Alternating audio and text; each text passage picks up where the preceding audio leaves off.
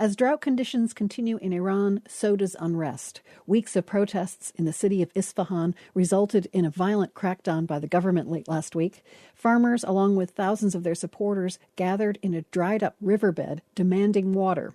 In response, Iranian security forces with batons and guns set fire to the protesters' camps and sprayed crowds with tear gas.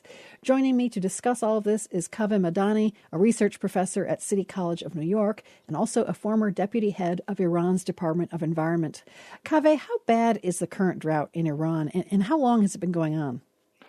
It is really bad. We have a natural drought this year, is dry and less precipitation has come. But we are facing now a situation of water bankruptcy where the demand is much greater than the available water. But now also the farmers are being impacted.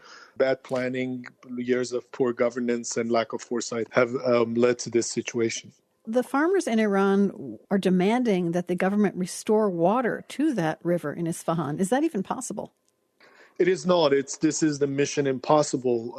In a water bankruptcy situation, the first rule is that there is no enough water anyway. And that is what makes the situation challenging. You either have to cut water from the farmers or the cities or the industry. Whatever you do is problematic because if you get the farmers bankrupt, there would be chaos. If you shut down the industries, there would be unemployment, and then you cannot have a city without water. But people feel really injustice, and the lack of transparency in the system causes these clashes and a lot of anger and loss of hope, actually, into the future. You mentioned anger, and in July, water protests actually turned violent in Iran's Khuzestan province. At least 4 people were killed. To what extent is this water issue becoming a national movement? The situation is the same in many other parts of the country. Even in the wet areas, we are seeing problems. What I anticipate, unfortunately, is that unless the skies and the clouds are generous and provide some water to the Iranians, we might see these clashes in different parts. These things start as a water protest, but soon after, they're no longer water protests. Iran is facing lots of other issues, economic issues, inequality. All these things together provide a recipe for national security problems and chaos. And this is the scary part. Kaveh, you used to run Iran's Department of Environment. You know this issue well. Besides rain, what is the solution for Iran's water shortage? Unfortunately, in the short term, there is no magic solution which can address the problem.